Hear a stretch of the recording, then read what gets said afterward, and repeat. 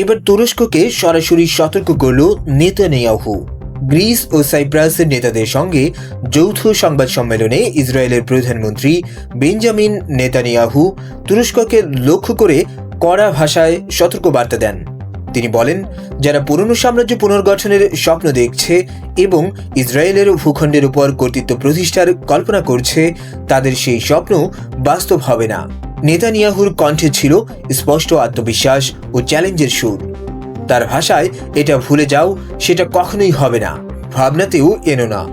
বিশ্লেষকদের মতে, পূর্ব ভূমধ্য সাগরে শক্তির ভারসাম্য ও জ্বালানি রাজনীতির প্রেক্ষাপটে এই বক্তব্য শুধু কথার লড়াই নয়, বরং আঞ্চলিক ভূরাজনীতিতে একটি শক্ত অবস্থানের ঘোষণা। এই যৌথ উপস্থিতি গ্রিস সাইপ্রাস ইসরায়েল জোটের বার্তাকেই জোরালো করল। ভূমধ্য সাগরে তারা একসঙ্গে এবং যে কোনো সম্প্রসারণবাদী আকাঙ্ক্ষার বিরুদ্ধে প্রস্তুত।